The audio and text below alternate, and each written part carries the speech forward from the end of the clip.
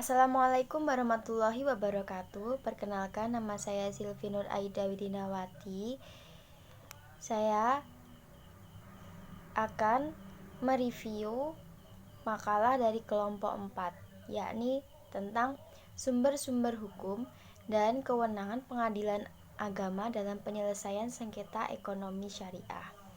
Langsung saja yang pertama, yakni tentang sumber-sumber hukum formil pengadilan agama. Hukum formil sendiri itu adalah hukum yang menunjukkan cara mempertahankan atau menjalankan peraturan-peraturan itu dalam perselisihan. Maka hukum formil itu menunjukkan cara menyelesaikan di muka hakim. Nah, hukum formil pula dapat disebut hukum acara. Dalam pengertian hukum formil, perhatian ditunjukkan kepada hakim cara mempertahankan atau melaksanakan isi peraturan. Sumber hukum formil di Indonesia terdiri dari hukum perundang-undangan, hukum kebiasaan, hukum jurisprudensi, hukum agama, dan hukum adat yang dinyatakan sebagai hukum positif.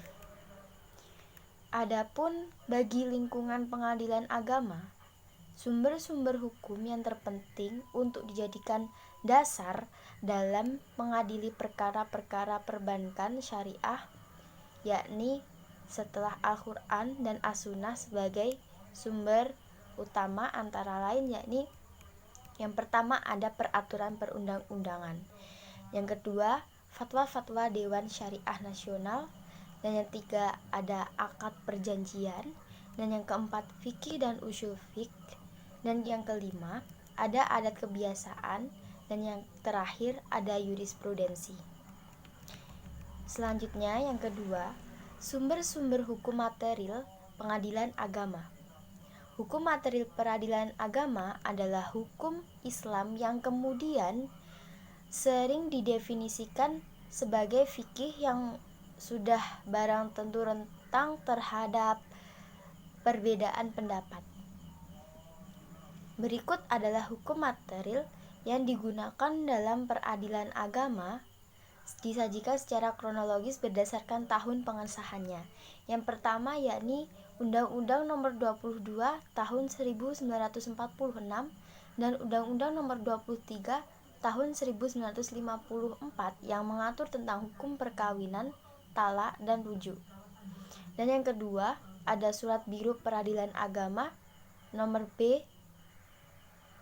atau 1 atau 735 tanggal 18 Februari 1968 yang merupakan pelaksana PP nomor 45 tahun 1947 tentang pembentukan peradilan agama di luar Jawa dan Madura.